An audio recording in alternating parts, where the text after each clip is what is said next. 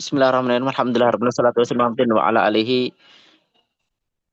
wa ashabihi wa man tabi'ahum bi ihsan yaumil. Tapi Kak biasanya silakan bergantian membacanya ya. Jangan lupa nanti ditulis seperti biasanya ya. Pertemuan kesekian temanya ini ya, tanggal bulan hari ya. Silakan Roisul Fasal Kak biasanya silakan Nah, Ustaz. bergantian membaca. Nah, Ustaz, siap, insyaallah.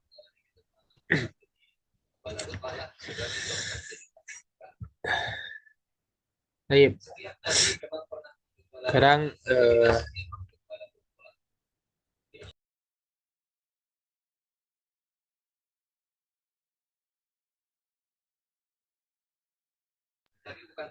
baik.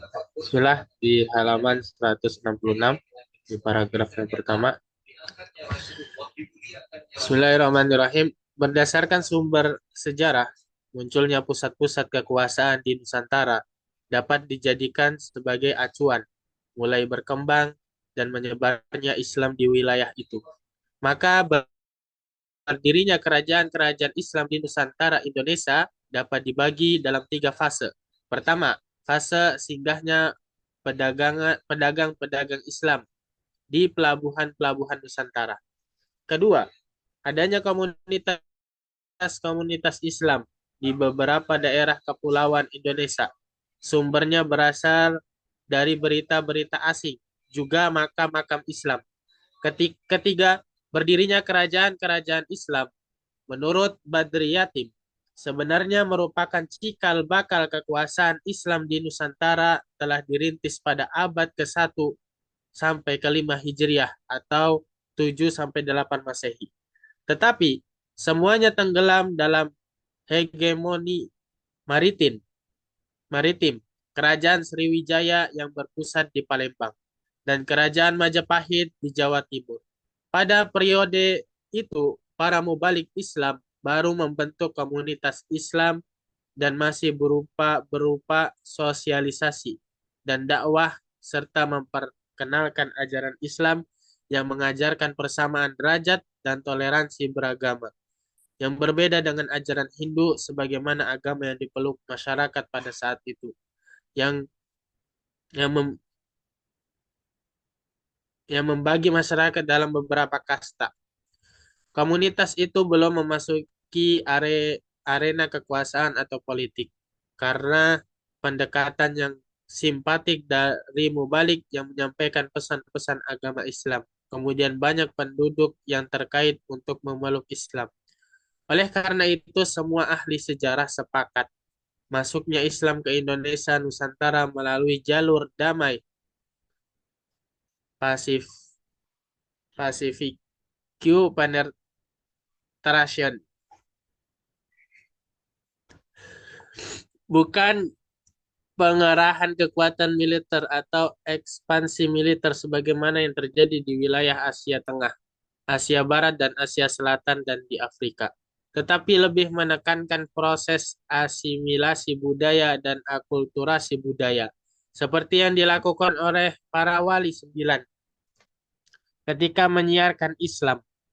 Di Jawa, para wali Songo, wali 9 giat melakukan usaha-usaha Islamisasi dengan sangat rajin melakukan dakwah bukan saja kepada rakyat jelata, tetapi juga melakukan dakwah kepada para raja Jawa pada abad ke-13 mengenai teori tentang Islamisasi di tanah Jawa mengikuti 2 pola. Pertama, yaitu agama Islam disebarkan dari rakyat baru kemudian menyebar ke istana atau para bangsawan kerajaan-kerajaan. Kedua, agama Islam disebarkan kepada para bangsawan istana atau para raja, baru kemudian disebarkan para rakyat jelata. Pengaruh Islam begitu kuat dalam proses Islamisasi di Jawa. Banyak para wali yang kemudian menjadi penasehat raja-raja Jawa yang telah masuk Islam. Bahkan fenomena bersatunya ajaran Islam dengan kerajaan atau kalangan istana bisa dilihat dari gaya arsitektur istana juga bentuk masjid-masjid di Jawa. Hampir semua istana para sultan mempunyai masjid agung yang mengindikasikan proses asimilasi Islam dengan tradisi khas Jawa yang terkadang juga diwarnai oleh unsur-unsur agama Hindu dan budaya kejawen yang berkembang sebelum agama Islam datang.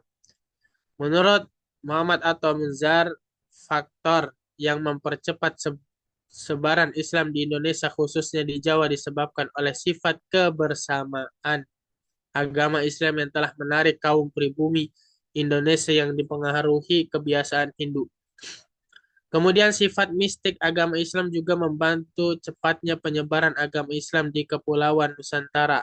Mistik atau tasawuf telah bersedia menampung kebiasaan-kebiasaan dan peradatan lama yang mengakibatkan dipertahankannya tradisi leluhur warisan nenek moyang dan kebiasaan agama Hindu dan timbulnya Islam yang bersifat sinkretisme perpaduan ajaran Hindu atau Buddha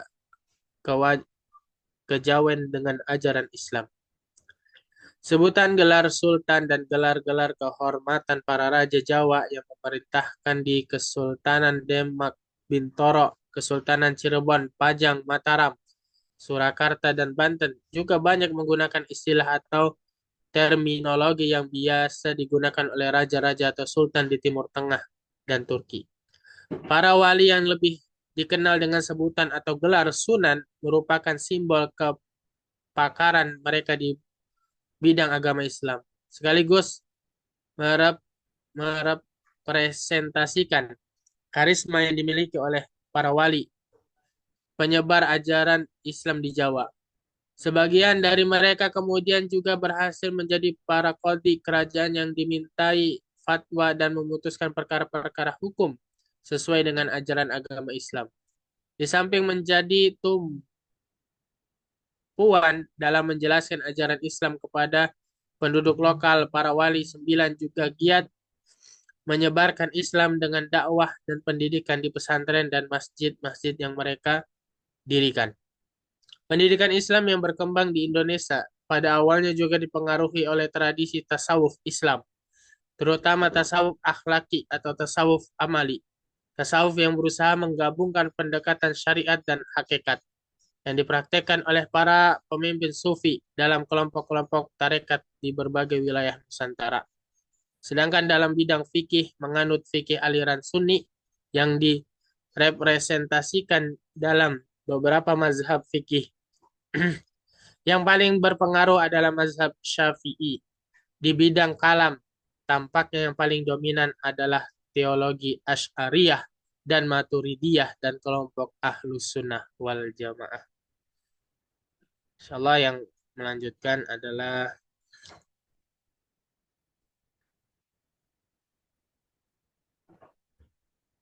Nabila Salsabila. Ukhti, tafadhali.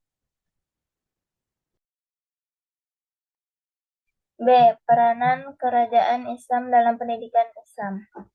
Ada beberapa kekuatan politik Islam pada awal penyebaran Islam, sebagaimana disinggung dalam pembahasan terdahulu bahwa memasuki abad ke-13 Masehi, mulai muncul kekuatan politik Islam di Nusantara, yang diawali berdirinya Kerajaan Samudra Pasai di Aceh, kemudian Kerajaan Perlak.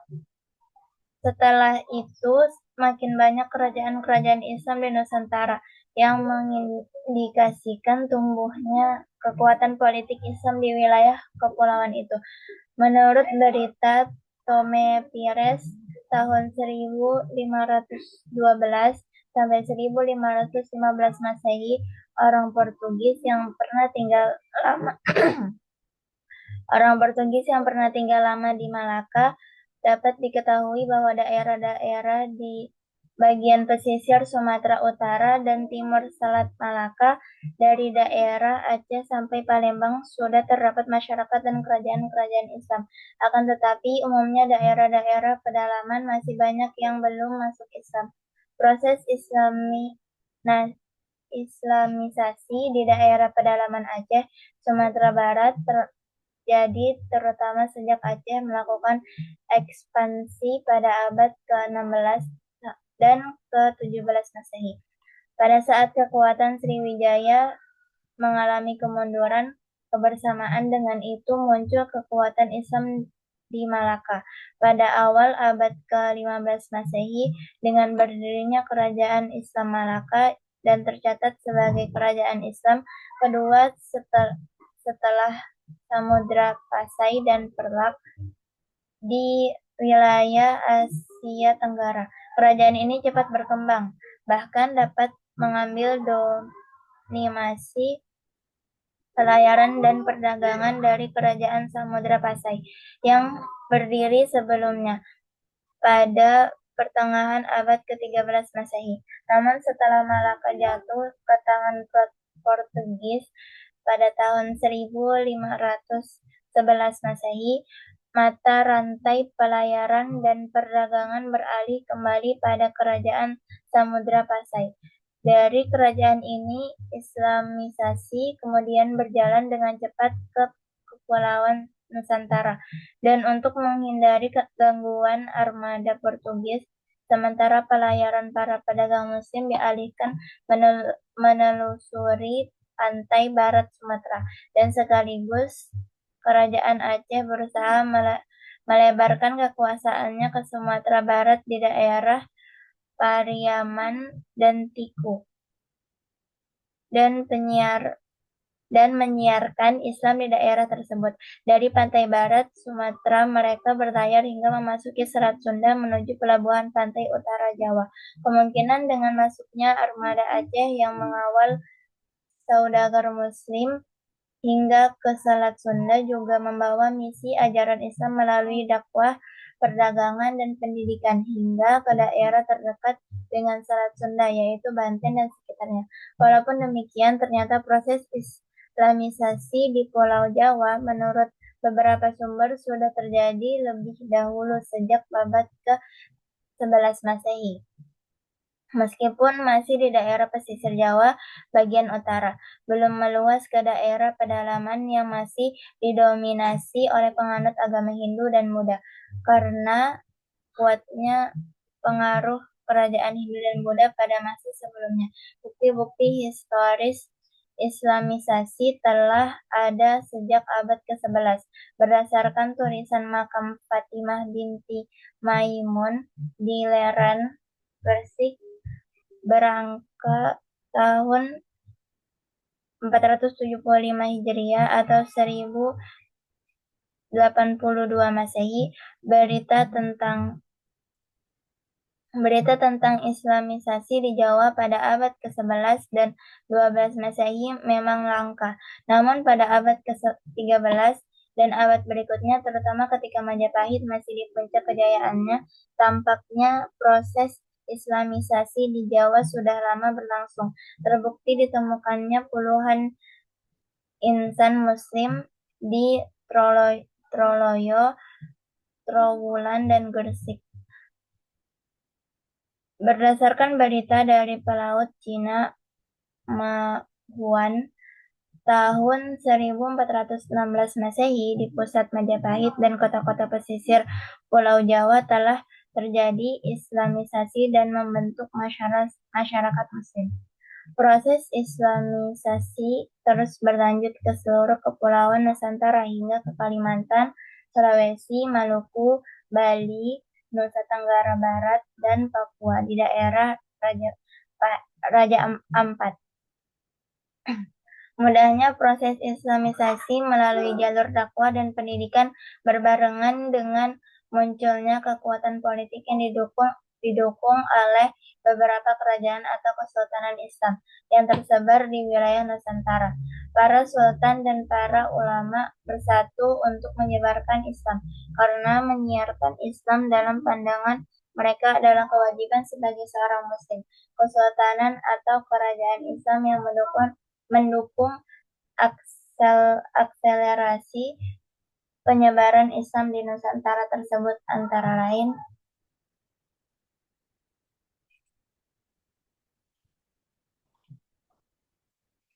bisa dilanjut oleh Ukhti Aulia.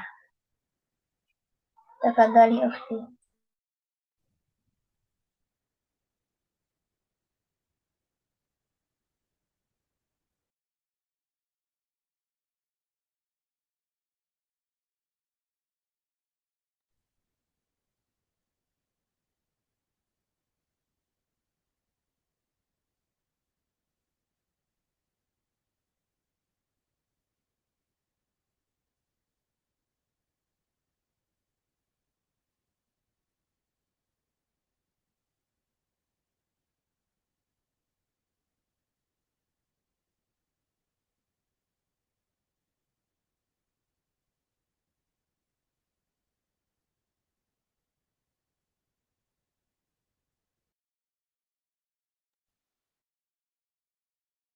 Kan yang ditunjuk ya ikhwah. Ya, Ustaz Afwan tadi yang oktinya, mic-nya sepertinya bermasalah. Gak apa-apa diganti aja. Kalau sudah siap nanti bisa membacakan yang lain. Ukti Sofi boleh dilanjut. Nah, 1. Samudra Pasai. Kerajaan Samudra Pasai didirikan oleh Malik al-Sholih dan merupakan raja pertama. Berdasarkan buku Hikayat Raja-Raja Pasai, Hikayat Melayu, gelar Malik al-Sholeh sebelum menjadi raja adalah Mirah Selu atau Merah Silo. Ia kemudian masuk Islam berkat jasa Syekh Ismail, seorang utusan Syarif Mekkah. Kemudian member gelar Malik al-Sholih, nisan kuburnya terdapat di Gampong Samudra, bekas kerajaan Samudra Pasai, dan dari nisan itu diketahui bahwa raja pertamanya meninggal bulan 696 Hijriah atau 1297 Masehi. Menurut catatan Ibnu Battuta, seorang pengembara dari Maroko pada pertengahan abad ke-14 Masehi atau 746 Hijriah 1345 Masehi pernah mengunjungi kerajaan Samudra Pasai dalam perjalanannya dari Delhi ke Cina. Ketika sampai di Samudra Pasai, menurutnya Islam telah berkembang di sana lebih dari 1 abad. Dan pada saat itu, yang berkuasa adalah Sultan Malik al-Zohir, putra Malik al-Sholeh. Ibnu Battuta menambahkan bahwa Raja Malik al-Zohir adalah seorang yang solih dan rendah hati. Semangat keagamaan rajanya seperti rakyatnya, mengikuti mazhab Syafi'i. Pada era itu, Samudra Pasai menjadi pusat pengkajian Islam dan tempat berkumpulnya ulama-ulama dari berbagai negeri Islam untuk berdiskusi tentang masalah-masalah agama dalam kehidupan sehari-hari. Perekonomian telah dikembangkan dengan menciptakan mata uang, serta pendapatan kerajaan diperoleh dari hasil perdagangan dan pelayaran. Menurut Zuhairini DKK, kerajaan Samudra Pasai telah berdiri pada abad ke-10 Masehi, dengan raja pertamanya adalah Al-Malik Ibrahim Ibnu Mahdum, yang kedua bernama Al-Malik Al-Soleh, dan yang terakhir bernama Al-Malik Sabarsah. Pada tahun 1444 Masehi atau abad ke-15 Hijriah. Tetapi menurut Badriyatim, kerajaan Pasai berakhir pada tahun 1524 Masehi. Karena tahun 1521, kerajaan ini ditaklukkan oleh Portugis. Dan setelah itu, dianeksasi oleh kerajaan Aceh Darussalam. Berdasarkan keterangan Ibnu Battuta, bahwa pendidikan yang dilaksanakan pada era Samudra Pasai mempunyai karakter. Pertama, materi pendidikan dan pengajaran agama bidang syariah ialah fikih mazhab Syafi'i. Kedua, sistem pendidikannya secara informal berupa majelis ta'lim dan halaqah. Ketiga, tokoh pemerintahan merangkap sebagai tokoh agama. Keempat, biaya pendidikan agama bersumber pada negara. Kerajaan Islam kedua di Aceh adalah Kerajaan Islam Perlak Aceh.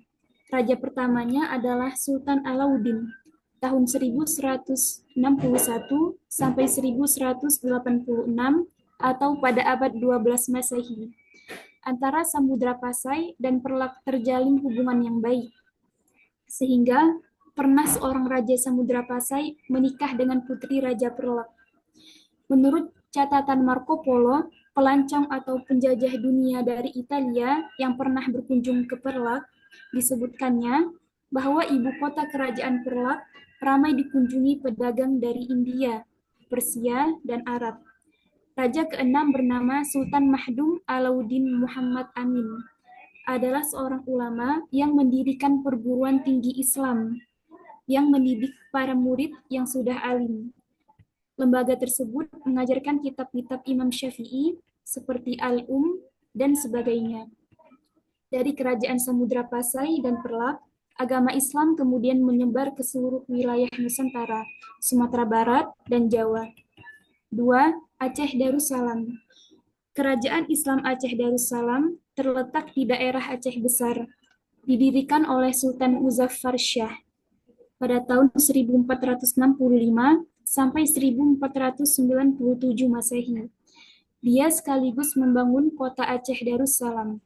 Kota Aceh Darussalam mengalami kemajuan di bidang perdagangan dengan cepat, karena para saudagar mengalihkan kembali kegiatan dagangnya ke Aceh, terutama setelah Malaka dikuasai oleh Portugis tahun 1511 Masehi. Dalam konteks historis, Kerajaan Aceh Darussalam merupakan gabungan dari dua kerajaan, yaitu Kerajaan Lamuri dan Kerajaan Dar al-Kamal, di bawah pemerintahan Raja Ali Mughayyad Shah. Kerajaan Aceh Darussalam memperluas kekuasaannya hingga ke Pidie, kemudian menguasai Pasai tahun 1524 Masehi. Selanjutnya ke Sumatera Timur, Sumatera Utara, dan menurunkan sultan-sultan Deli dan Serdang untuk dikuasai dan menjadi wilayah Kerajaan Aceh Darussalam. Kemudian yang meletakkan dasar Kerajaan Aceh adalah Sultan Alauddin Riayat Shah Al-Qohar, yang menjalin hubungan dengan Turki Utsmani di bidang militer. Dan Aceh dapat membangun angkatan perangnya dengan baik. Pada waktu itu, tampaknya Aceh mengakui kerajaan Turki Utsmani sebagai pemegang kedaulatan tertinggi dan kekhalifahan dalam Islam. Kerajaan Aceh mencapai puncak kejayaan pada era Sultan Iskandar Muda pada tahun 1608 sampai 1637 Masehi, yang mengislamkan Tanah Gayo, Minangkabau, kecuali daerah Batak. Sultan Iskandar Muda mendirikan Masjid Raya Baitur Rahman dan beberapa masjid lainnya. Dia juga memerintahkan rakyatnya sembahyang, sholat 5 waktu, puasa Ramadan, dan puasa sunnah, serta menjauhkan diri minum arak dan judi. Aceh pada masa itu mengkonsolidasikan diri sebagai serambi Mekah, dan dirumuskannya hukum dan adat adalah ibarat kuku dan daging. Ulama dalam sejarah Aceh menjadi perumus realitas dan pengesah kekuasaan. Pada masa Sultan Iskandar Muda, berhasil mengantarkan kerajaan Aceh Darussalam pada puncak kejayaan. Pada era itu, muncul beberapa ulama yang terkenal yang menjadi guru-guru sufi, antara lain Syekh Nuruddin Ar-Raniri, Syekh Ahmad Khotib Langin, Syekh Samsuddin Sumatrani, Syekh Hamzah Fansuri, Syekh Abdul Rauf, dan Syekh Burhanuddin Ulakan, yang menjadi ulama besar Minangkabau.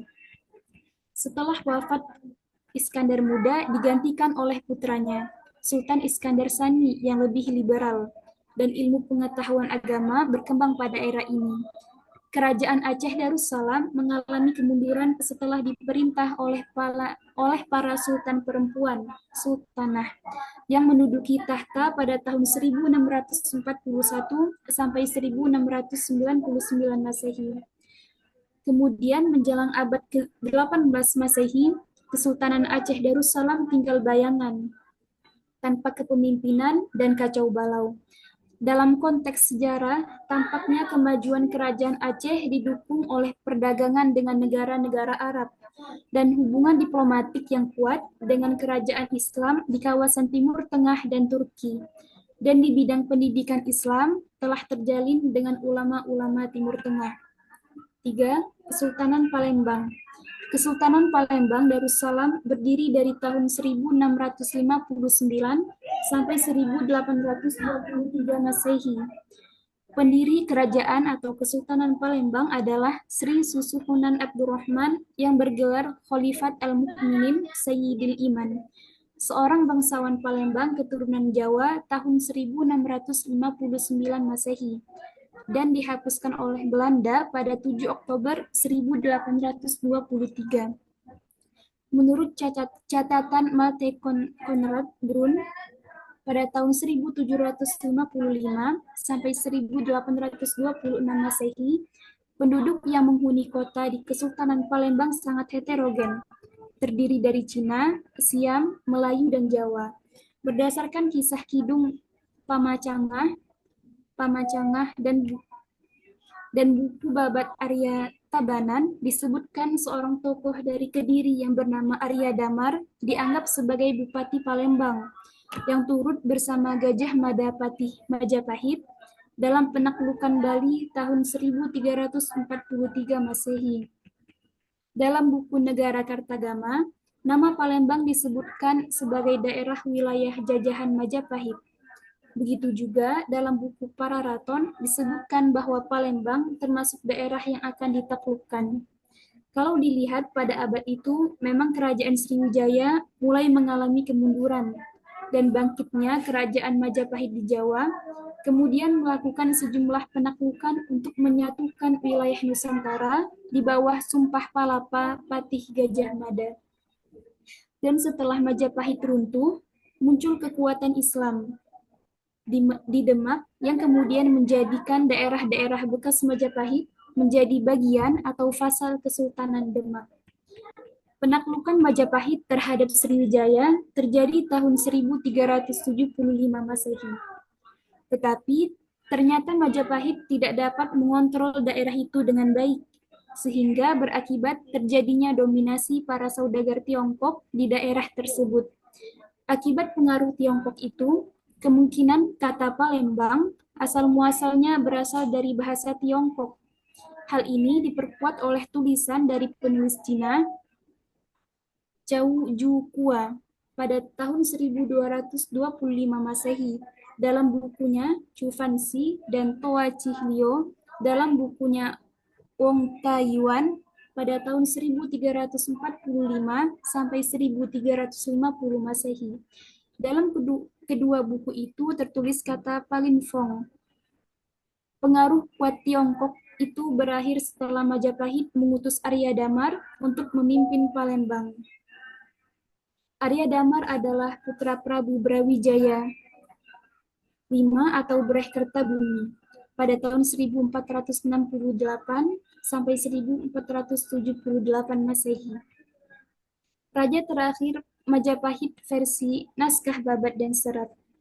Setelah sampai di Palembang, Arya Damar berusaha merebut kembali pengaruh dari orang-orang Tiongkok dengan bekerja sama dengan Demang Lebardaun, putra Sultan Mufti, penguasa kerajaan Pagaruyung di Minangkabau, dan berhasil menguasai Palembang. Akhirnya, Arya Damar masuk Islam dan mengganti namanya menjadi Arya Abdillah atau Aryadillah, dan menikah dengan anak Demang Lebardaun yang bernama Putri Sandang Biduk. Aryadillah kemudian menobatkan dirinya sebagai raja yang berkuasa antara tahun 1445 sampai 1486 Masehi. Dikisahkan juga bahwa Arya Damar atau Aryadillah pernah mendapatkan hadiah selir dari Prabu Brawijaya V, yaitu perempuan keturunan Tionghoa yang dikenal dengan Putri Campa. Ketika dibawa ke Palembang, Putri Campa dalam keadaan hamil. Setelah resmi diperistri oleh Arya Damar, lahirlah bayi yang diberi nama Raden Fatah di Palembang. Raden Fatah inilah yang kemudian mendirikan kerajaan Demak dan menjadi raja pertamanya dengan gelar Senopati Jimbun Abdurrahman Panembahan Palembang Sayyidin Panatagama. Gelar ini menandakan hubungan yang erat antara Demak dan Palembang berdasarkan ikatan genealogis karena terdapat kata Palembang dalam gelar tersebut. Ikatan kuat kerajaan Demak dengan Palembang dapat dilihat dari nama dan gelar yang digunakan oleh raja-raja pada periode berikutnya, mirip dengan gelar raja-raja Islam di Jawa.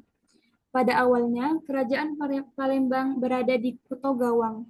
Gawang istilah yang dalam bahasa Jawa berarti terang benderang. Setelah beberapa kali terjadi pergantian kekuasaan, tahun 1601 Masehi terjalin kerjasama dengan VOC. Tetapi setelah itu terjadi peperangan besar dengan Belanda.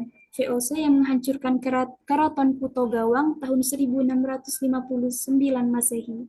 Perang ini menyebabkan Raja Palembang saat itu, Pangeran Seda Ingrajek, melarikan diri ke Indralaya. Sepeninggalnya, Sepeninggalnya tampuk, kepemimpinan diserahkan kepada Ki Hashindi, Pangeran Arya Kusuma. Dalam catatan Tom Peirce, seorang petualang, dalam bukunya Summa Oriental, menyebutkan bahwa Palembang telah dipimpin oleh seorang patih yang ditunjuk dari Jawa, yang kemudian dirujuk kepada Kesultanan Demak. Patih itu turut serta melakukan serangan kepada Portugis di Malaka. Tahun 1596, ketika Kesultanan Demak dalam keadaan lemah, Palembang ditaklukkan oleh Kesultanan Banten. Selanjutnya, tokoh yang dirujuk sebagai pendiri kerajaan Islam Palembang adalah Sri Susuhunan Abdurrahman tahun 1659 Masehi. Tetapi menurut sumber lainnya disebutkan bahwa sebelum Sri Susuhunan Abdurrahman telah ada kerajaan Palembang yang didirikan oleh Ki Gede Insuro bangsawan pelarian dari Demak akibat kemelut politik setelah wafatnya Sultan Trenggono. Pusat pemerintahannya berada di sekitar Kelurahan Dua Ilir. Keraton yang dibangunnya disebut Kuto Gawang, yang berada membentang antara Pelaju dengan Pulau Kembaro atau Kemaro, sebuah pulau kecil yang terletak di tengah Sungai Musi. Namun, Keraton Kuto Gawang ini dihancurkan oleh VOC tahun 1659 Masehi. Setelah itulah Susuhunan Abdurrahman memindahkan ibu kota kerajaan atau keraton ke Beringin Janggut, daerah sekitar Masjid Lama. Secara berturut-turut, pemerintahan Kesultanan Palembang Darussalam dipimpin oleh beberapa sultan, antara lain Sri Susuhunan Abdurrahman pada tahun 1659 sampai 1706 Masehi, Sultan Muhammad Mansur Jayo ing Lago pada tahun 1706 sampai 1708 Masehi, Sultan Agung Komarudin Sri Teruno pada tahun 1718 sampai 1724 Masehi, Sultan Mahmud Badarudin I Jayo Wikramo pada tahun 1724 sampai 1757 Masehi, Sultan Ahmad Najamuddin I Adi Kusumo 1757 sampai 1776 Masehi, Sultan Muhammad Bahauddin 1776 sampai 1776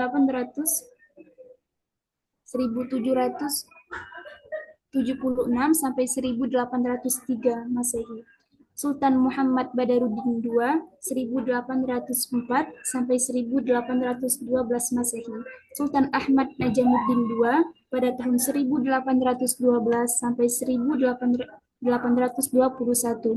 dan Sultan Ahmad Najamuddin pada tahun 1821 sampai 1823 Masehi. Dalam sejarahnya, Kesultanan Palembang Darussalam digambarkan sangat anti VOC dan Belanda. Hal ini bisa dilihat dari perlawanan semua Sultan Palembang dalam peperangan melawan Belanda hingga tahun 1823 Masehi. Kesultanan itu dihapuskan oleh Belanda. Beberapa orang sultannya kemudian menyerah dan diasingkan ke beberapa wilayah Hindia Belanda. Misalnya, Sultan Ahmad Najamuddin III menyerah setelah perang melawan Belanda dan diasingkan ke Banda Neira, Maluku tahun 1825 Masehi. Sebelumnya, Sultan Mahmud Badaruddin II diasingkan ke Ternate tahun 1821 Masehi. Sultan Mahmud Badaruddin pernah berperang melawan Belanda tahun 1818 dan berhasil mengalahkan Belanda. Kemudian, Belanda menuntut balas atas kekalahannya dalam peperangan tahun 1821 Masehi. Belanda berhasil mengalahkan Sultan Mahmud Badaruddin II dan menangkapnya sebelum akhirnya diasingkan ke Maluku. Setelah dihapuskan oleh Belanda tahun 1823, sebenarnya masih ada pemerintahan terakhir di Palembang yang dipimpin oleh Pangeran Kromojoyo atau Raden Abdul Azim Purbolinggo pada tahun 1823 sampai 1825 Masehi.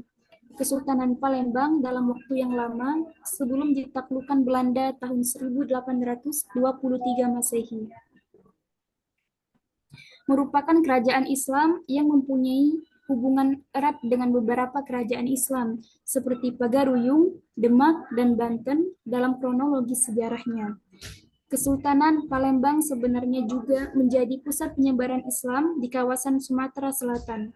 Kalau dilihat dari peran strategisnya dalam kancah politik Islam pada masa itu.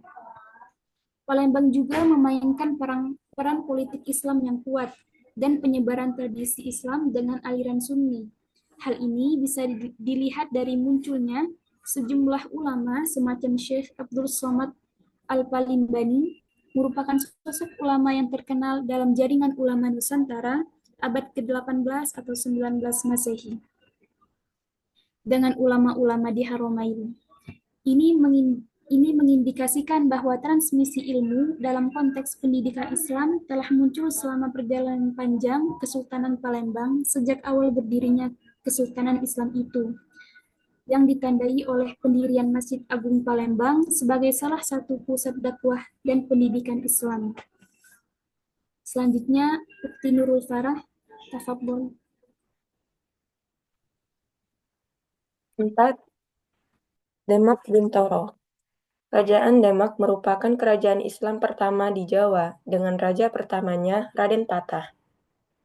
Naiknya Raden Patah di atas singgasana Demak atas keputusan para wali penyebar Islam yang dipimpin oleh Sunan Ampel Dento. Dengan gelar Senopati Jimbun Ngabdurrahman Panembahan Palembang Sayyidin Panatagama. Sebelumnya Demak bernama Bintoro. Dalam menjalankan pemerintahannya, Raden Patah dibantu oleh para wali Songo yang menjadi penasehat di bidang keagamaan. Para wali itu sendiri mempresentasikan ulama dan kerajaan Demak menjadi pusat penyebaran Islam dan perkembangan agama Islam. Setelah Masjid Agung Demak dibangun dan dijadikan sebagai pusat pendidikan dan penyebaran Islam, semakin banyak orang-orang dari pedalaman dan pedesaan Jawa yang memeluk Islam. Masjid Demak dijadikan sebagai pusat dakwah dan pendidikan Islam oleh para wali yang didukung oleh kerajaan. Oleh karena itu, Masjid Demak sering disebut Masjid Para Wali. Pada tahun 1476 Masehi, Raden Patah mendirikan pondok pesantren Gelagah Arum yang menjadi kota Bintoro serta mendirikan organisasi dakwah bernama Bayangkari Islam. Di antara kitab-kitab karya intelektual dan sufisme pada masa itu antara lain Suluk Sunan Bonang, Suluk Sunan Kalijaga, Wasito Jati, Sunan Geseng. Keberadaan kerajaan Demak kemudian diteruskan oleh putra Raden Patah yang bernama Patih Unus pada tahun 1507 Masehi, yang masih berusia 17 tahun. Kemudian melakukan penyerangan ke Malaka tahun 1512 hingga 1513 yang saat itu dikuasai oleh Portugis. Tetapi mengalami kekalahan besar karena keberaniannya itu Patih Unus digelari Pangeran Sabrangnor. Setelah era Adipati Unus kemudian digantikan oleh Sultan Trenggono yang dilantik oleh Sunan Gunung Jati dengan gelar Sultan Ahmad Abdul Arifin dan memerintah 1525 hingga 1546 Masehi. Pada masa Sultan Trenggono dilakukan perluasan wilayah kerajaan Demak dengan sejumlah penaklukan yang dilakukan dengan gabungan tentara Demak dan Cirebon yang dipimpin oleh Fadilah Khan.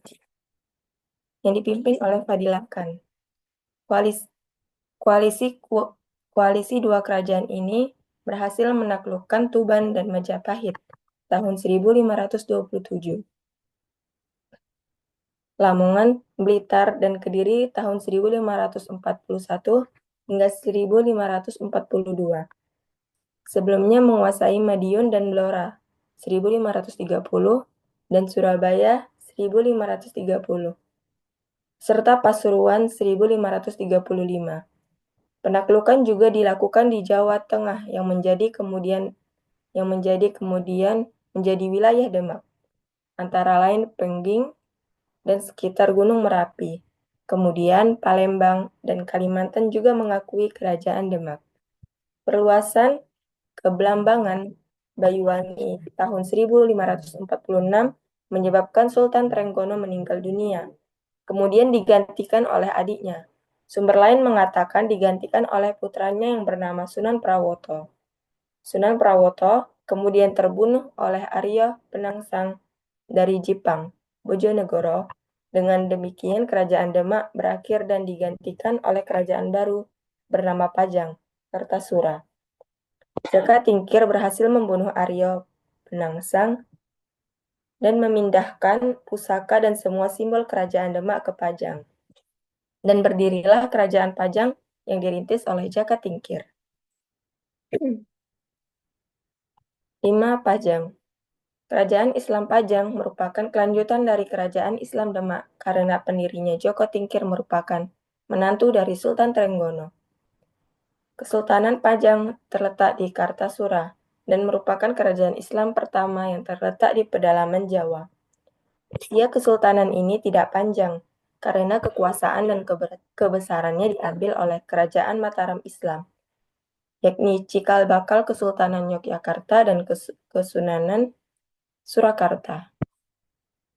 Kesultanan Pajang didirikan oleh Jaka Tingkir yang berasal dari Pengging, sebuah daerah di lereng Gunung Merapi. Sebelum menjadi Raja Pajang, dia diangkat menjadi penguasa di Pajang.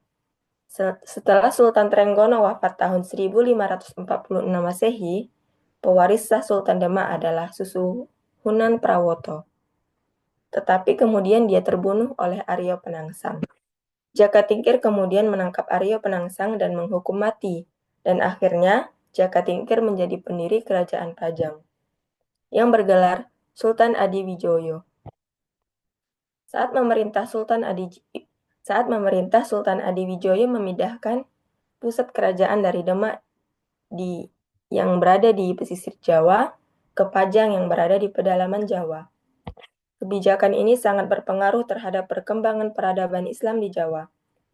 Perluasan wilayah dilakukan oleh Adiwijoyo dan mendapatkan pengakuan dari raja-raja penting di Jawa Timur, serta memperluas agama Islam dari bagian pesisir utara Jawa ke pedalaman Jawa, hingga ke daerah selatan Pulau Jawa. Tahun 1587 Masehi, Sultan Adiwijaya meninggal dunia dan digantikan oleh menantunya Arya Pangiri anak Susuhunan Prawoto. Namun pengangkatan itu menimbulkan kecemburuan dari anak Adiwijoyo yang bernama Pangeran Benowo, yang dijadikan penguasa di Jipang Panolan, Bojonegoro. Akibatnya dia ingin menguasai Pajang karena merasa sebagai putra mahkota Pajang, dengan berusaha menggulingkan Arya Pangiri dan meminta dukungan Mataram yang dipimpin oleh Senopati. Akhirnya, usahanya berhasil tahun 1588 Masehi, dan riwayat Pajang berakhir tahun 1618 Masehi. Karena Pajang menjadi wilayah Mataram dan menjadi tidak berperan dalam percaturan politik, maka terjadi pemberontak yang dilakukan Pajang terhadap Mataram, yang akhirnya dihancurkan oleh Sultan Agung yang menjadi Raja Mataram, dan Raja Pajang yang terakhir melarikan diri ke Giri, Gresik, dan Surabaya. Selanjutnya, Ahli Firman.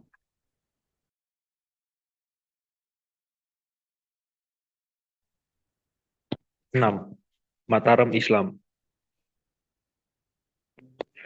Kerajaan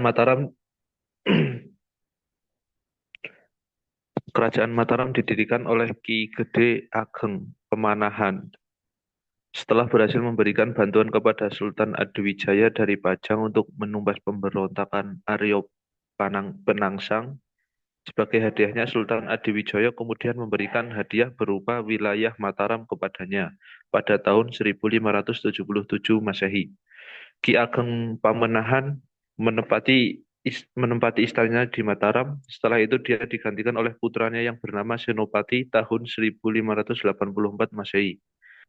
Dan dikukuhkan oleh Sultan Pajang, Senopati dianggap sebagai Sultan Mataram yang pertama yang kemudian menguasai daerah-daerah Pajang. Hingga praktis Pajang seluruh di bawah kekuasaannya Senopati meninggal tahun 1601 Masehi dan digantikan oleh putranya Pangeran Seda ing Krapia hingga tahun 1613. Kemudian digantikan oleh putranya Sultan Agung yang terkenal karena perlawanannya terhadap VOC, Verenigd Oost-Indische Compagnie, dan pernah menyerang 2 kali Batavia yang diduduki Belanda 1628 dan 1620 Masehi, tetapi mengalami kekalahan hingga wafatnya tahun 1646 Masehi dan digantikan putranya Amangkurat I sebagai Raja Mataram. Setelah berkuasa, Amangkurat I yang ternyata menganggap bahwa ulama bisa membahayakan kekuasaannya sehingga muncul perlawanan dan pemberontakan dari Pangeran Alit.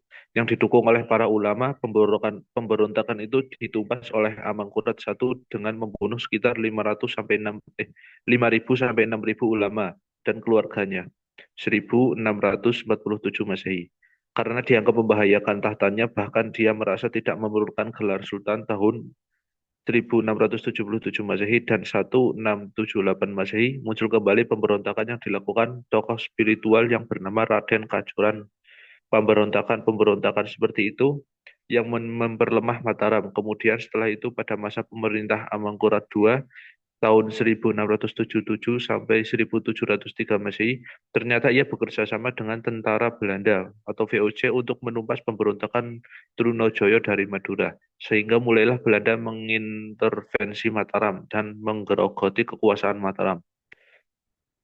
Karena setiap bantuan Belanda harus dibayar dan wilayah dan konsesi dagang.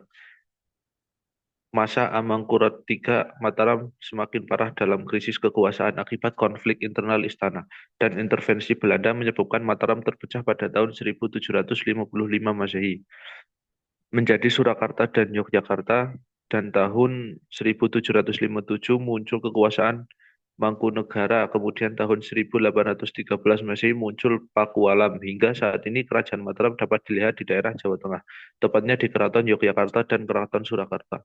7. Cirebon. Kerajaan Islam Cirebon merupakan kerajaan Islam pertama di Jawa Barat yang didirikan oleh Sunan Gunung Jati. Hingga awal abad ke-16, Cirebon masih di bawah wilayah kerajaan Pakuan Pajajaran, yang menempatkan seorang juru labuhan bernama Pangeran Walangsungsang. Ketika berhasil memajukan Cirebon, ia sudah menganut Islam sekitar tahun 1470 atau 1475 Masehi. Pendiri kerajaan Islam Cirebon sebenarnya adalah Syarif Hidayatullah atau Sunan Gunung Jati, yang merupakan keponakan dan pengganti Pangeran Walangsungsang dan menjadi cikal bakal keturunan dinasti kerajaan Cirebon juga kerajaan Banten. Sultan Syarif Hidayatullah berhasil menyebarkan Islam ke wilayah Kuningan, Majalengka, Kawali, Sunda Kelapa, dan Banten. Sultan Syarif Hidayatullah masih ada hubungan darah dengan raja-raja Pajajaran. Sebagai keponakan dari Pangeran Walangsungsang, karena Syarif Hidayatullah adalah putra dari Nyai Loro Santang, salah seorang putri Prabu Siliwangi yang menikah dengan Maulana Sultan Mahmud, alias Syarif Abdullah dari Bani Hashim. Ketika Nyai Lara naik haji, kedekatan secara genealogis ini menyebabkan dakwahnya mudah diterima masyarakat. Perkembangan Islam di Banten dilakukan juga dengan memajukan perdagangan tahun 1524 sampai 1525 Masehi. Ketika Sultan Syarif Hidayatullah kembali ke Cirebon, wilayah Banten diserahkan kepada putranya yang bernama Sultan Hasanuddin, yang dari dialah menurunkan keturunan raja-raja Banten pada masa-masa selanjutnya. Dilihat dari kronologis historis tersebut, sesungguhnya antara Kesultanan Cirebon dan Kesultanan Banten masih memiliki hubungan darah di antara para rajanya yang berasal dari keturunan Sultan Syarif Hidayatullah atau Sunan Gunung Jati. 8. Kerajaan Banten sebelum Islam berada di bawah kekuasaan raja-raja Sunda yang masih beragama Hindu. Pada masa itu sudah dikenal sebagai wilayah Wahamten Girang yang dapat dihubungkan dengan nama Banten, kota pelabuhan di ujung pantai utara Jawa. Tahun 1524 Masehi, Sunan Gunung Jati meletakkan dasar bagi perkembangan agama Islam serta mengembangkan perdagangan orang-orang Islam di sana. Pelabuhan Sunda Kelapa berhasil diduduki pada tahun 1527 Masehi dan memperluas wilayah yang sebelumnya merupakan wilayah Pajajaran. Setelah itu kembali ke Cirebon untuk menyerahkan wilayah Banten kepada putranya Hasanuddin. Sultan Hasanuddin kemudian menikah dengan putri Demak dan bergelar Panembahan Banten 1552 Masehi, dan meluaskan daerah Islam hingga ke Lampung dan sekitarnya. Tahun 1568 Masehi, kekuasaan Demak beralih ke Pajang, maka Banten memerdekakan diri karena selama ini Banten merupakan vasal atau provinsi dari Demak.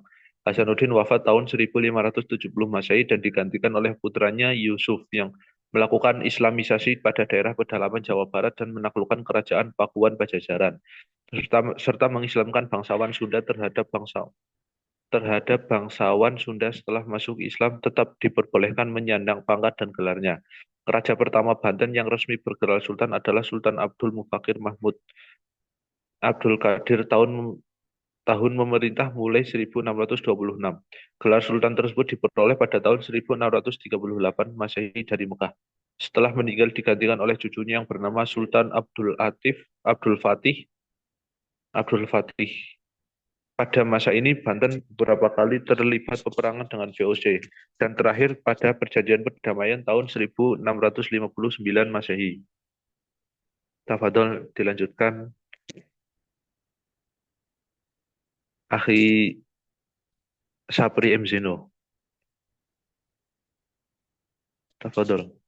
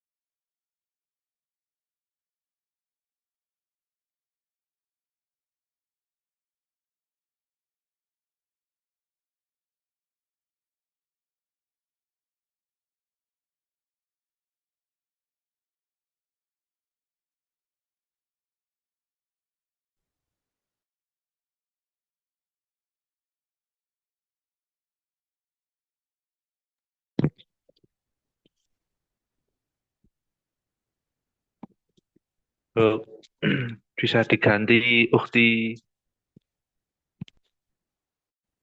Nur Aini Wison. Tafadholi. Halaman 185 yang nomor 9. Baik.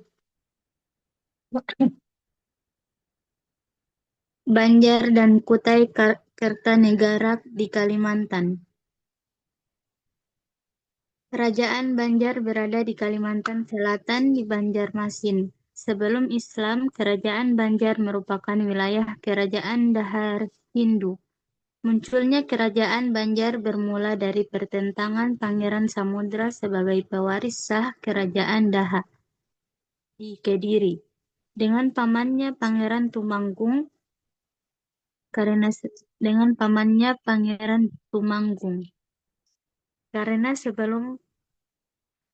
sebelumnya Pangeran Samudra telah mendapatkan wasiat dari kakek Raja Sukarama untuk menjadi penggantinya. Peperangan antara Pangeran Samudra dengan Pangeran Tumenggung berlangsung dengan sengit dan atas bantuan dari Demak yang mengirim 1.000 pasukan. Atas permintaan Pangeran Samudra, akhirnya berhasil mengalahkan Tumanggung dan sesuai dengan perjanjian dengan Demak. Jika nanti menang akan masuk Islam, maka Pangeran Samudra akhirnya memeluk Islam dan bergelar Sultan Suryanuwa atau Suryansyah yang dinobatkan sebagai raja pertama kerajaan.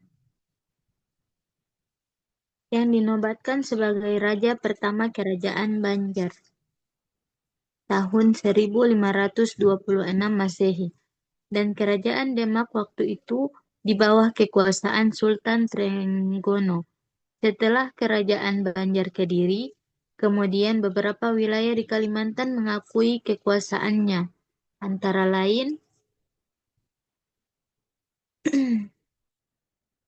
lain Sambas, Batanglawi, Sukadana, Kota Waringin, Sampit, Medawi, dan Sambangan.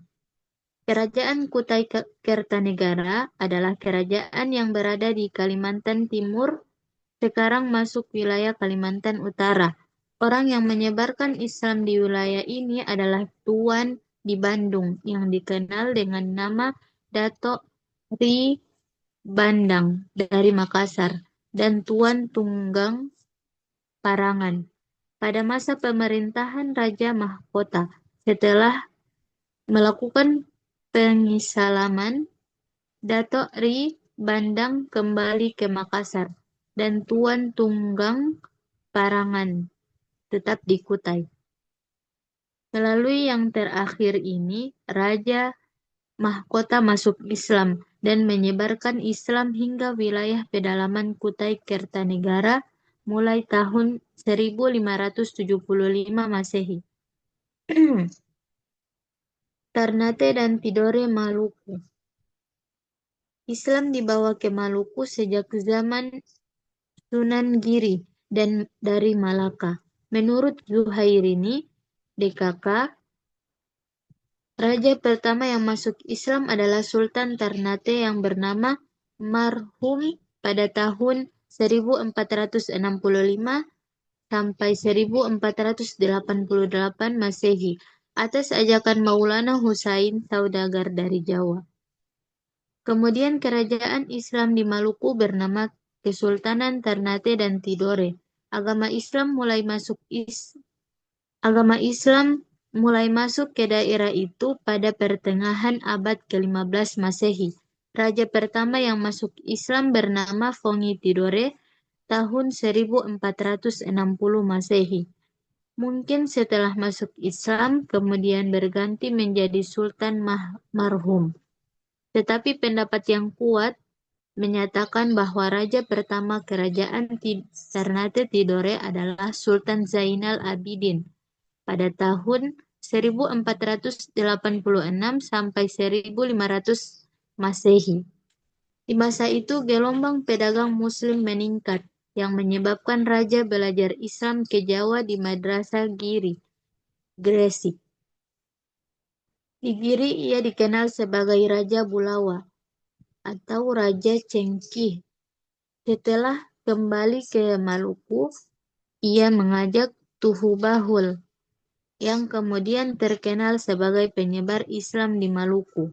Raja Maluku yang terkenal di bidang pendidikan dan dakwah adalah Sultan Zainal Abidin yang menghadapi dua tantangan dalam menyebarkan Islam, yaitu dari orang yang masih animis atau penyembah berhala dan orang Portugis yang juga menyebarkan agama Kristen Katolik. Hubungan harmonis terjalin antara Hitu Semenanjung di Ambon dengan Tidore pada zaman Sultan Zainal Abidin, karena Sultan yang pernah ditemani oleh Perdana Jamilu dari Hitu untuk belajar ke Giri, sedangkan masuk Islam ke Ambon di bawah oleh seorang Qadi yang bernama Ibrahim, yang memberikan pengajaran Islam kepada seluruh guru di agama Ambon. Seluruh guru agama di Ambon. Ia menjadikan masjid yang berkubah 7 mirip dengan masjid-masjid di Giri, Hitu dan Demak serta Jepara memang bersekutu ketika melawan Portugis yang akan menyebarkan Kristen di Maluku dan berpusat di daerah Timor, sebuah daerah yang penduduknya masih banyak menyembah berhala. Di daerah itu, Portugis berhasil memperkenalkan Kristen Katolik kepada penduduk penyembah berhala. Jadi, Kristenisasi di Maluku telah dilakukan oleh Portugis terhadap penduduk pedalaman yang menyembah berhala, bukan penduduk yang beragama Islam. Ketika bangsa Belanda yang beragama Kristen Protestan datang ke Indonesia, mulai pula usaha menyebarkan agama Kristen Protestan penduduk Indonesia melalui kegiatan misi dan zending. Dua negara penjajah itu terkadang bersaing untuk mengambil simpati penduduk dalam menyebarkan agamanya. Bahkan kadang terjadi pertempuran, bukan hanya memperebut daerah koloni, tetapi juga persaingan ideologi agamanya yang berbeda. Orang Portugis terdesak oleh Belanda, tetapi agama Katolik sudah berjalan. Akhirnya Portugis mengalihkan misinya ke daerah Timur dan Nusa Tenggara Timur, sementara Belanda menyebarkan agama Kristen Protestan ke daerah Maluku, Manado, dan Batak. Goa, Talo, Bone, Wajo, Topeng, dan Luwu di Sulawesi.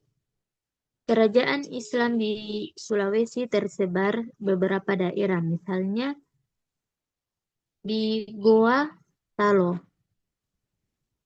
Merupakan dua kerajaan kembar, disebut juga Kerajaan Makassar, yang terletak di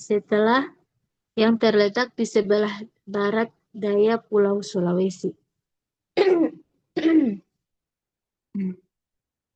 Yang merupakan daerah pelabuhan strategis sejak dulu. Untuk wilayah timur, Kerajaan Goa Talo sudah mempunyai hubungan yang baik dengan Ternate Tidore yang telah menerima Islam dari Gresik. Sebenarnya Raja Ternate Tidore pernah mengajak Raja Goa Talo masuk Islam tapi gagal. Dan setelah Dato' Ri Bandang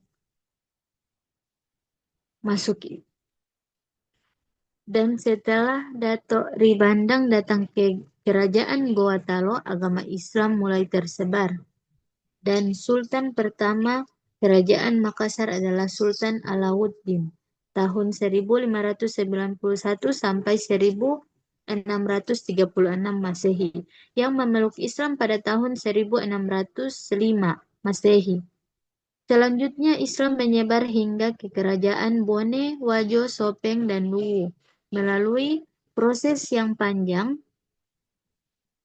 secara damai juga dengan peperangan. Raja Bone yang pertama masuk Islam bernama Adam. Masih banyak kerajaan lainnya yang tidak disebutkan semua, seperti kerajaan Islam di Tanah Melayu yang tersebar dari Sumatera Utara hingga Riau, seperti Kerajaan atau Kesultanan Delhi di Medan, Siak di Riau, dan sebagainya. Pada masa kerajaan-kerajaan Islam di Nusantara itu, pendidikan Islam sebagai wahana untuk menyiarkan didukung sepenuhnya oleh penguasa-penguasa Muslim atau para sultan yang menjadi pemimpin negara sekaligus sebagai tokoh agama yang didampingi para qadhi atau hakim, kerajaan, dan sejumlah ulama sebagai penasihat resmi raja. Penyebaran Islam melalui jalur pendidikan ini dilaksanakan berbagai lembaga pendidikan seperti masjid, madrasah, dan beberapa lembaga pendidikan Islam yang menjadi ciri khas masing-masing daerah. Misalnya di Aceh berdiri banyak Menunasa, Dayah, dan Rangkang. Sementara itu, di Padang terdapat beberapa surau yang menyebarkan Islam melalui pendidikan. Di Jawa ada pesantren dan langgar. Di Sulawesi dan Kalimantan serta Maluku bentuk lembaga pendidikannya berpusat di masjid dan juga beberapa pesantren, sama seperti di Jawa karena kebanyakan para dai yang menyebarkan Islam ke wilayah timur Indonesia berasal dari Jawa. Seperti Abdul Qorib Khotib yang bergelar Dato' Ri Bandang, sebenarnya dia adalah santri Sunan Giri yang berasal dari Minangkabau. Ulama ini banyak berjasa dan menyebarkan Islam di wilayah Kalimantan, Sulawesi, dan Maluku. Beberapa ulama yang membantu Dato' Ri Bandang menyebarkan Islam di kawasan timur antara lain Dato' Sulaiman alias Dato' Patimang dan Dato' Ri Bungsu. Sebelum datangnya bangsa Eropa ke wilayah Nusantara, lembaga-lembaga pendidikan itu sudah berfungsi dan banyak berjasa dalam upaya penyiaran Islam. Madrasah Giri misalnya menjadi pusat pendidikan Islam sekaligus pusat dakwah ke wilayah timur Indonesia. Sebelum Portugis menyebarkan Katolik ke wilayah timur. Sementara itu Masjid Demak juga dijadikan pusat pendidikan dan dakwah Islam sejak zaman Wali Songo. Begitu juga Masjid Baitur Rahman di Banda Aceh dan beberapa munasah dan dayah yang menjadi pusat-pusat pendidikan Islam, termasuk surau-surau yang banyak bertebaran di daerah Sumatera Barat. Pesantren di Jawa sejak berdirinya Kerajaan Demak telah dirintis untuk pertama kalinya di daerah itu oleh Raden Patah yang mendirikan pesantren Gelagah Arum tahun 1476 Masehi.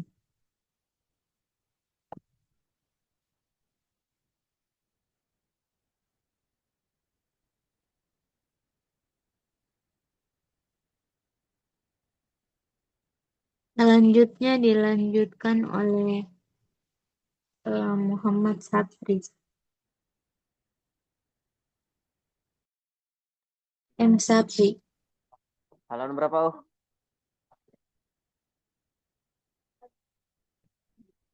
190. 190.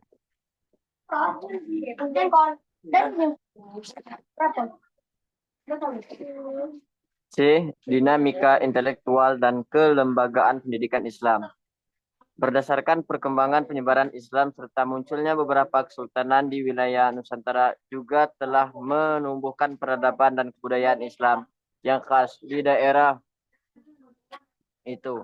Sebagai representasi Islam di kawasan Asia Tenggara atau Islam Melayu, karena proses Islam tersebut telah berkembang melalui akulturasi budaya berupa penyerapan bahasa, mode adat istiadat yang tidak bisa dilepaskan dari tradisi Islam. Bahkan tulisan Melayu juga disesuaikan dengan tradisi Islam yang diciptakannya tulisan Arab Melayu yang juga berkembang dan digunakan sebagai tulisan dan bahasa yang banyak digunakan beberapa kerajaan itu. Di Jawa tradisi menulis dengan menggunakan tulisan dengan huruf Jawa Melayu masih digunakan hingga kini, terutama di pesantren yang disebut sebagai huruf Arab Pegon atau Pegon. Bentuknya sama dengan huruf Arab Melayu. Hal ini sebenarnya bisa dianggap sebagai salah satu kekayaan khazanah Islam di wilayah Nusantara yang tetap terlestarikan, termasuk berkembangnya syair-syair atau sajak serta peribahasa Melayu atau bidang sastra lainnya berisi tentang petua-petua yang banyak dipengaruhi oleh ajaran tasawuf dan etika dalam Islam. Tulisan-tulisan dalam karya para ulama Nusantara dalam berbagai bentuknya manuskrip banyak ditemukan sebagai bukti perkembangan tradisi intelektual Islam yang telah muncul sejak perkembangannya Islam sebagai agama maupun sebagai kekuatan politik. Hal itu juga menunjukkan tentang corak ajaran yang berkembang pada masa penyerapan Islam di suatu wilayah. Menurut Syekh Muhammad Naqwid Al-Atas, pada abad ke-16 dan 17 Masehi banyak sekali bermunculan tulisan-tulisan karya cendekiawan intelektual Muslim di Indonesia. Ini menurutnya merupakan abad-abad kesuburan dan penulisan sastra, filsafat, metafisika, dan teologi rasional yang tidak ada bandingnya di mana-mana di zaman apapun di Asia Tenggara. Dan tradisi ini merupakan konsekuensi dari proses transmisi perkembangan tradisi intelektual yang telah berkembang sebelumnya di pusat dunia Islam. Di antara karya intelektual umat Islam di Nusantara sebagai bukti kekayaan khazanah Islam di Nusantara bersamaan dengan proses Islamisasi dapat dilihat dalam tabel berikut tentang ulama Nusantara dan karya intelektualnya. 1.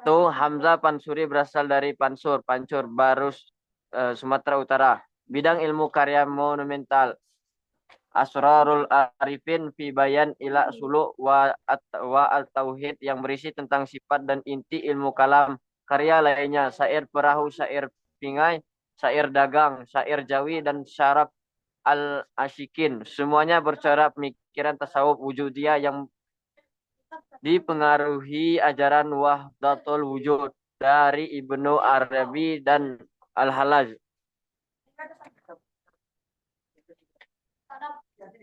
2. Samsudin Al-Sumaterani. Dia adalah murid Hamzah Pansuri. Mir'atul Mu'minin, cermin orang beriman, yang ditulis tahun 1610 Masehi, berisi tanya jawab di bidang ilmu kalam. 3. Nuruddin Ar-Raniri berasal dari Aceh, namun aslinya berasal dari India dan tiba di Aceh tahun 1637 Masehi. Karyanya kurang lebih 29 buah. Karya-karya Ar-Raniri mencerminkan pemikirannya yang tidak sejalan dengan Hamzah Pansuri yang menganut paham wujudiyah. Dia berusaha menjelaskan tasawuf dengan pendekatan yang lebih moderat. Pemikirannya lebih dekat dengan tarekat Qadiriyah. Karyanya Al-Sirat Al-Mustaqim berisi tentang hukum Islam. Bustan Al-Salatin berisi sejarah dan tuntunan bagi penguasa. Asrar Al-Insani fi Ma'rifat Ar-Ruh wa Ar-Rahman merupakan karya dalam ilmu kalam. Tibyan fi Ma'rifat Al-Adiyan yang berisi persahabatan dengan kaum wujudiyah.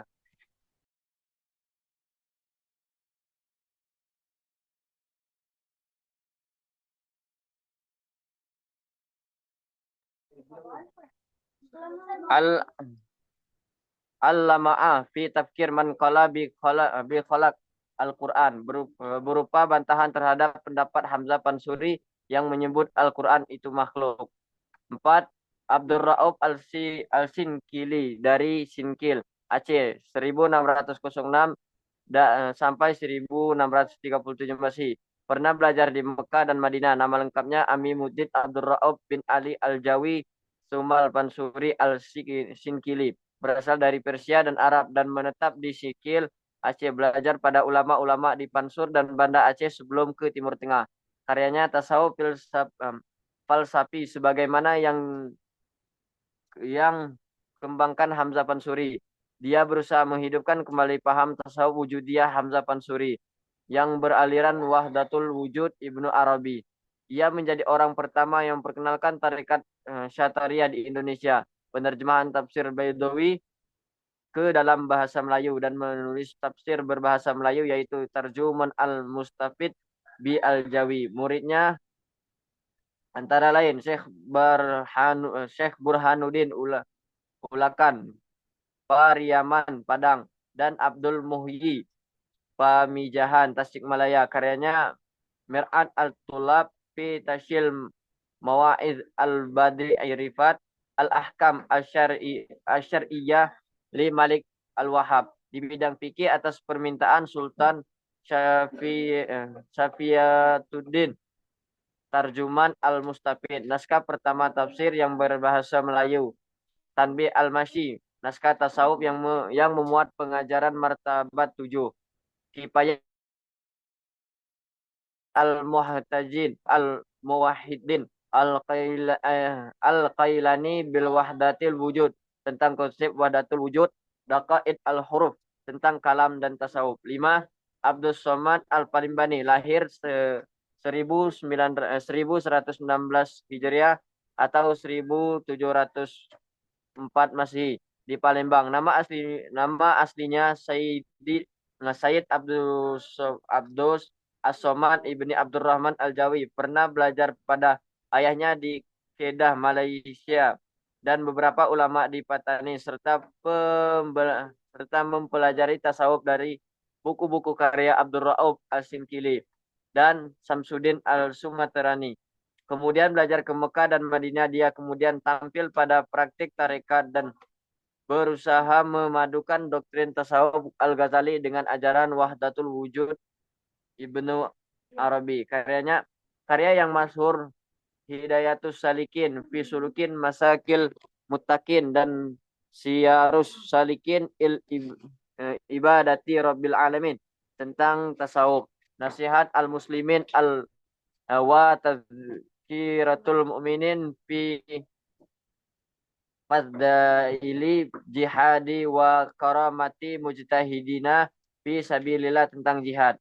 7. Sunan Bonang, Sunan Kalijaga, dan Sunan Derajat. Karyanya Suluk Ujil, yang berupa serat suluk, yaitu tata cara tarekat dalam dunia tasawuf atau mistik Islam, dan suluk Sunan Kalijaga, wayang kulit, serta tembang Asmaradana. Suluk Ilir-Ilir adalah karya Sunan Kalijaga. Sunan Derajat dan Sunan Bonang menciptakan Tambang Mancapat, Pangkur, dan Gamelang Singo Mengkok.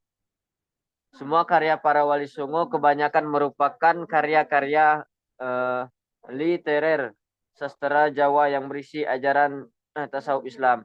8. Ronggowarsito dan dari Surakarta, 15 Maret 1802 sampai 24 Desember 1802 sampai 24 Desember 1873 Masehi. Seorang pujangga terkenal di Jawa. Karyanya Wirid Hidayat Jati, yang berisi tentang ajaran tasawuf dan etika, dan kitab Wali Songo. 9. Syekh Yusuf Al-Makassari, lahir di Goa, Sulawesi Selatan 3 Juli 1626 dan meninggal di Capeton, Afrika Selatan 23 Mei 1699. Seorang ulama sufi dan pejuang. Nama Muhammad Yusuf diberikan oleh Sultan Alauddin belajar agama di Goa. Kemudian ke Banten dan Aceh ketika Raja Goa kalah perang dengan Belanda. Syekh Yusuf pindah ke Banten dan menjadi mufti Sultan Ageng Tirtayasa.